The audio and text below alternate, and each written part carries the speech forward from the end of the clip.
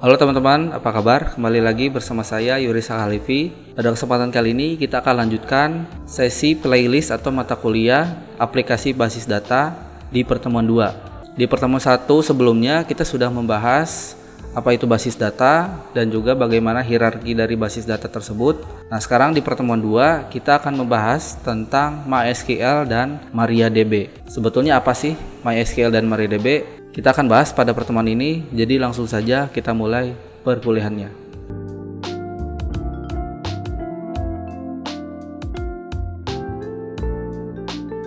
Oke teman-teman, langsung saja kita masuk ke dalam materi pertemuan 2, yakni akan membahas tentang MySQL dan MariaDB. Sebelumnya apa sih itu MySQL dan MariaDB itu teman-teman? Oke, kita bahas MySQL. Ini adalah sebuah program database server yang mampu menerima dan mengirimkan data dengan cepat, multi-user, serta menggunakan perintah standar SQL atau Structured Query Language. Kemudian perbedaan antara MySQL dan SQL. MySQL itu adalah program database servernya ya teman-teman, sedangkan SQL adalah bahasa yang digunakan di dalamnya.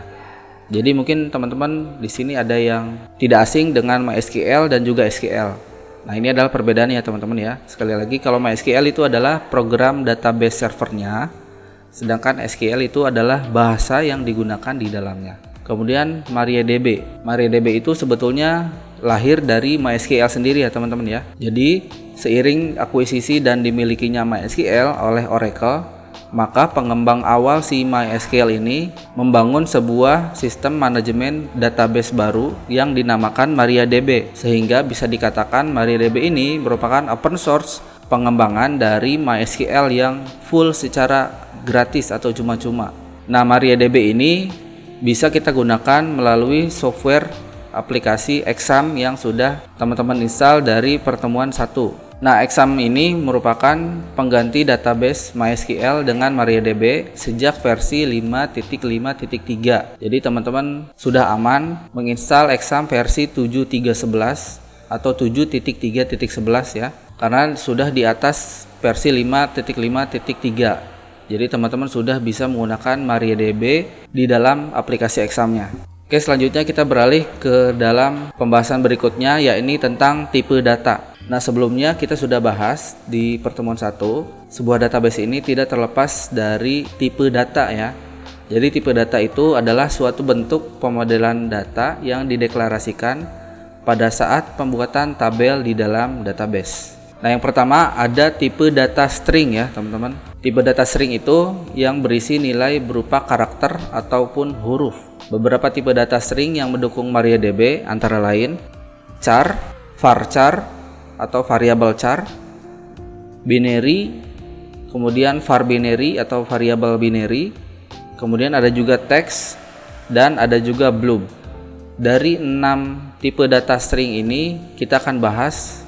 Untuk tipe char, ini adalah tipe data yang disarankan apabila digunakan untuk field tabel yang nantinya memiliki isi data dengan jumlah karakter yang tetap. Misalnya NIM teman-teman, khususnya teman-teman yang dari BSI, NIM teman-teman itu kan sudah pasti atau tetap dengan size-nya adalah 8. Tidak ada kan yang NIM-nya 9 ataupun 10 ataupun di bawah 8. Nah, jadi cocok untuk menggunakan tipe data char. Contoh lainnya selain NIM bisa contohnya seperti KTP. Di KTP itu kan ada NIK ya, dimana NIK ini sudah pasti berjumlah 16 karakter.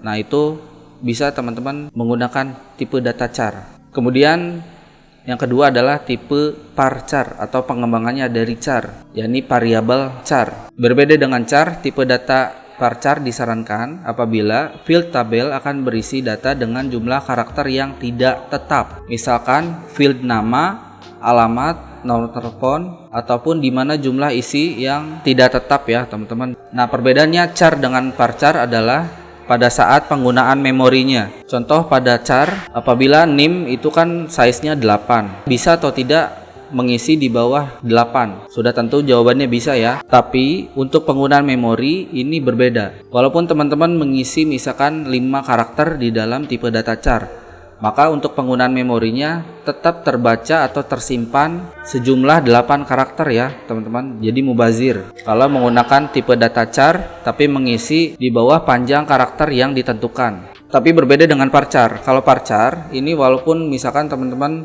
membatasi jumlah karakternya itu misalkan 20 karakter ya.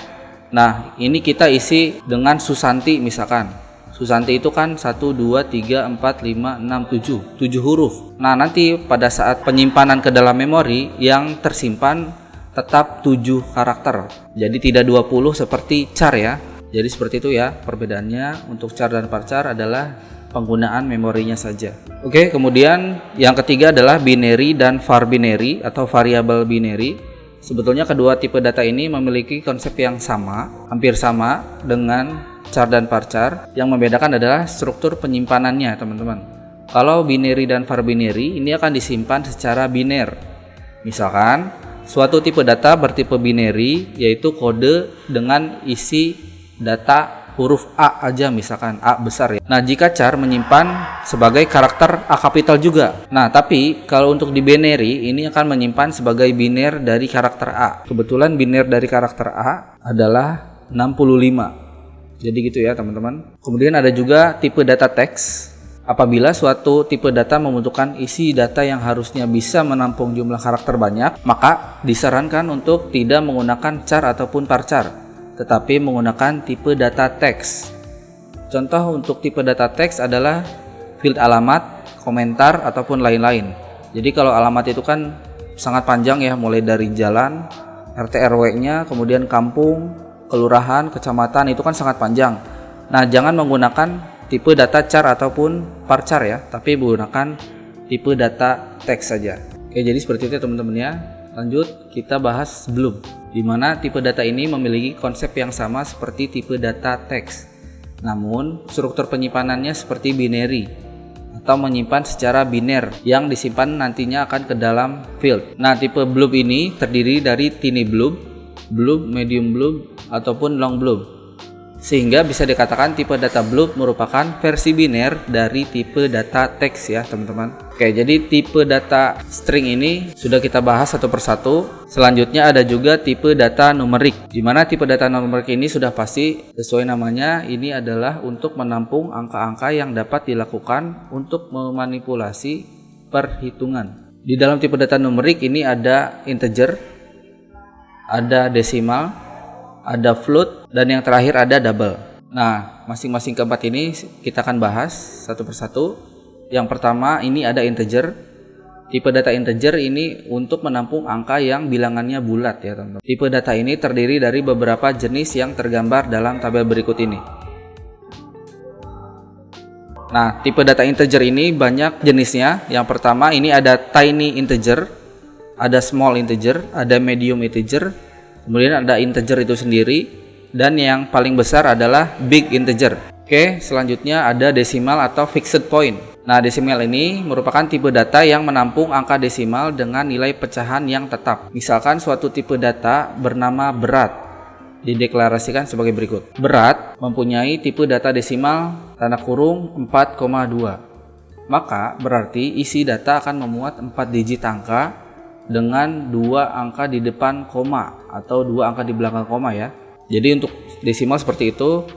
Dan yang terakhir ini adalah float dan double atau floating point. Nah, kedua tipe data ini sebetulnya sama aja untuk menampung angka desimal. Namun perbedaan tipe data desimal dengan float atau point itu adalah keakuratan dalam pembacaan prosesor komputer terhadap nilai pecahannya saja. Untuk float dan double ini yang membedakan hanya ukuran dan jangkauannya saja ya teman-teman ya. Oke, jadi itu materi kita di pertemuan 2. Selanjutnya kita akan mulai praktek bagaimana cara menggunakan aplikasi yang sudah kita install. Jadi silakan teman-teman dibuka aplikasinya seperti yang saya praktekkan. Oke teman-teman, langkah pertama yang teman-teman buka adalah kita akan membuka Hypernya terlebih dahulu. Nah, pastikan teman-teman sudah menginstal 3 aplikasi yang sudah saya sampaikan di pertemuan 1 ya. Nah, jika sudah menginstal semuanya, mari kita langsung praktekkan. Nah, ini adalah tampilan Hyper pada saat pertama kali dijalankan. Saya akan perbesar dulu. Nah, jika teman-teman mau memperbesar tulisannya seperti saya, teman-teman bisa menggunakan tombol keyboard kontrol tambah ya. Oke, selanjutnya aplikasi yang kedua yang kita buka adalah Exam. Silakan teman-teman buka Examnya terlebih dahulu. Oke, di sini saya kebetulan sudah buka aplikasi Examnya. Kemudian teman-teman start dua tombol, ya ini tombol Apache dan MySQL-nya. Nah, habis itu kita minimize saja dan kita mulai praktek. Nah, sebelumnya di pertemuan 1 saya lupa menyampaikan. Nah, untuk menyamakan tampilannya seperti saya, teman-teman bisa kunjungi link GitHub di bawah atau di link deskripsi. Nah, teman-teman kemudian copy pastekan coding yang ada di dalam GitHub saya ke dalam tombol option, kemudian edit preference. Nah, nanti teman-teman tinggal pastekan saja di sini. Habis itu di save dan di close, kemudian kita reload dengan menggunakan view full reload. Nah, nanti teman-teman otomatis tulisannya atau tampilannya akan seperti saya. Oke, kita lanjut. Oke, di sini kita akan merubah direktorinya dulu atau change directory. Ini menggunakan coding cd atau cd. Oke, di sini kita akan memindahkannya ke direktori C. Kalau sudah di enter, nah maka perbedaannya apa? Apabila sudah berpindah ke direktori C, ini ada /C di sini ya. Oke, jadi di sini kita langsung masukkan coding berikut. Kita jalankan sum MySQL bin MySQL.exe, kemudian spasi min u root min p.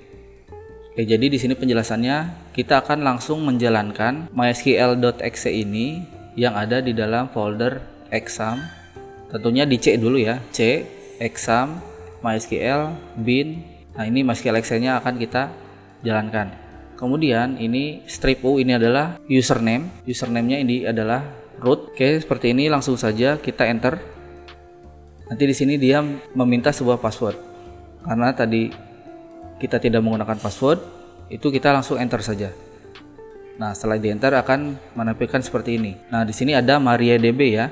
Jadi MariaDB ini yang akan kita gunakan di dalam aplikasi exam yang diakses menggunakan Hyper. Nah, di sini none karena di sini kita belum menggunakan atau use database apapun. Bagaimana cara menampilkan database apa saja yang ada di aplikasi exam kita? Nah, caranya adalah menggunakan show databases. Ada S-nya di belakangnya. Kemudian jangan lupa titik koma. Titik koma, kemudian enter. Nah, seperti ini. Jadi di dalam aplikasi exam kita di sini ada database informasi skema, MySQL, performance skema, PHP MyAdmin, dan tes. Jadi ada 5 rows atau 5 database di dalam aplikasi server kita, ya ini yang tersimpan di dalam exam. Oke, selanjutnya kita akan aktifkan database MySQL ini dengan menggunakan use MySQL. Seperti ini ya. Nah, jika database MySQL ini sudah diaktifkan, maka MariaDB non ini akan berubah menjadi MariaDB MySQL. Ya, jadi akan disesuaikan dengan database yang akan digunakan. Oke, selanjutnya di sini saya akan membahas user yang ada di dalam database. Jadi di sini kita akan tampilkan dulu user apa saja yang ada di dalam MySQL ini. Caranya di sini saya akan memanggil user, kemudian host from mysql.user. Jangan lupa titik koma.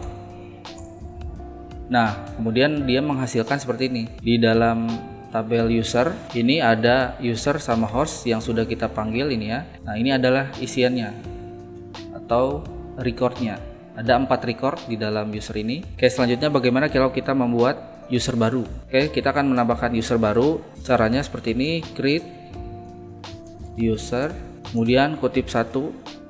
Kita tutup dulu ya biar nggak bingung. Di sini kita akan menggunakan username-nya adalah user 1. Kemudian add localhost. Titik koma, kita enter.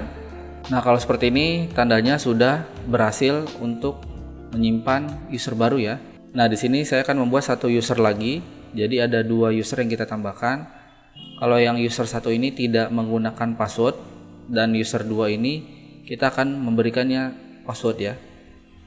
Caranya create user lagi.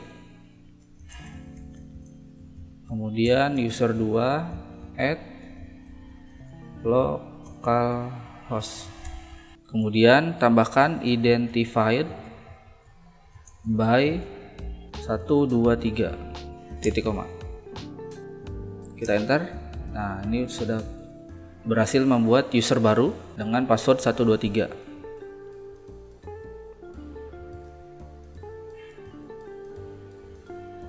Kemudian kita akan cek lagi nih, dua user ini sudah tersimpan di tabel user atau belum. Caranya seperti tadi, select user, host from mysql.user. Nah, di sini kalau teman-teman sudah mengetik perintah tertentu kemudian akan menjalankannya lagi. Nah, ini teman-teman cukup pencet tombol keyboard arrow atas. Pencet lagi. Nah, ini ya. Jadi, teman-teman bisa menggunakan arrow up and down ya untuk melihat coding apa saja yang sudah teman-teman ketik. Jadi nggak usah ketik dua kali. Nah, setelah ini karena kita akan select user host from mysql.user lagi, kita sudah berhasil membuat dua user, yakni user 1 dan user 2. Nah, bagaimana kalau misalkan user ini bakal kita hapus? Caranya adalah seperti ini, drop user mana yang mau dihapus, user 1 gitu ya. Misalkan di sini kita akan menghapus user 1 add localhost. Jangan lupa titik koma. Setelah itu kita enter. Nah, query oke, berarti ini sudah bisa dan berhasil dijalankan.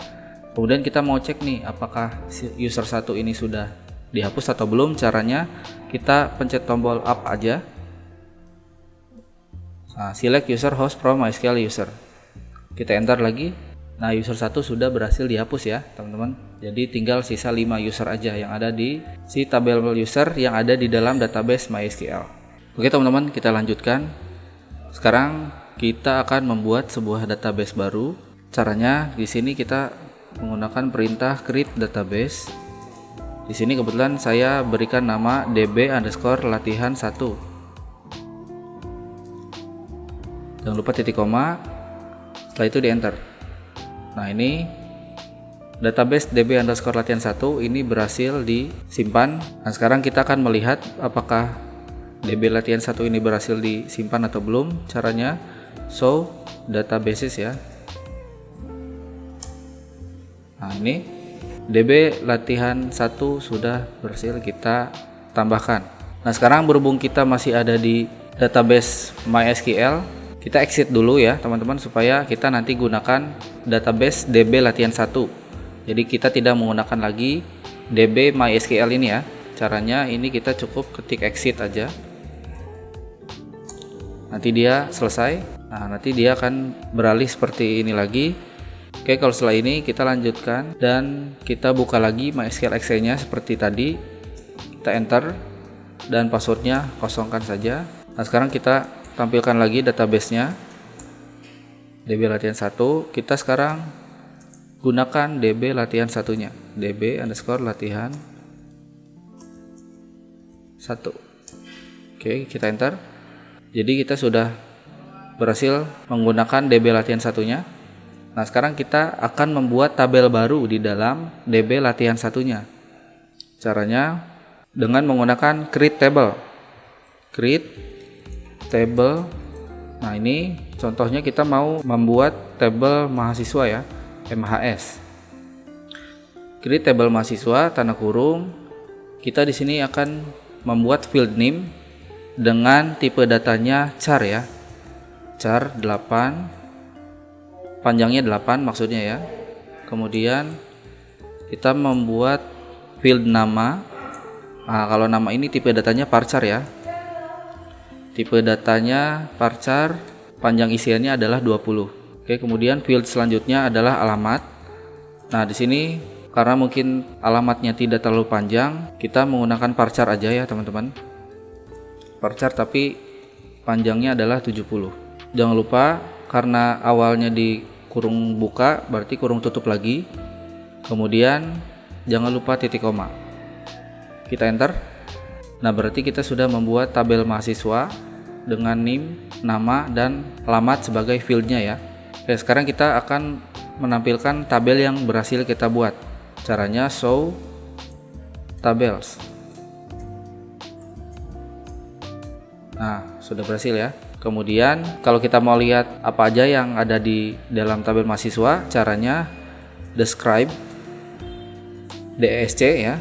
Atau teman-teman juga bisa describe kayak gini, tapi terlalu panjang ya. Cukup describe nama tabelnya apa, gitu ya. Describe nama tabelnya mahasiswa. Jadi tolong tampilkan keseluruhan dari tabel mahasiswanya dong, gitu ya. Kita enter. Nah, ini kita sudah membuat field name dengan tipe data char, nama varchar 20, alamat varchar 70. Oke teman-teman, jadi seperti itu ya. Jadi kita sudah membuat user baru, terus bagaimana cara menghapusnya, kemudian membuat database baru, menambahkan tabel baru, dan menampilkan tabelnya sendiri ya teman-teman, seperti itu. Oke teman-teman, mungkin itu dulu materi kita di pertemuan 2 yang sudah membahas panjang lebar mengenai MySQL dan MariaDB, dan juga beserta tipe data dan prakteknya sendiri ya. Seperti biasa, untuk pertanyaan, kritik maupun saran, silakan teman-teman boleh sisipkan komentar di kolom komentar di bawah ini. Terima kasih sudah menonton dan sampai berjumpa di pertemuan berikutnya.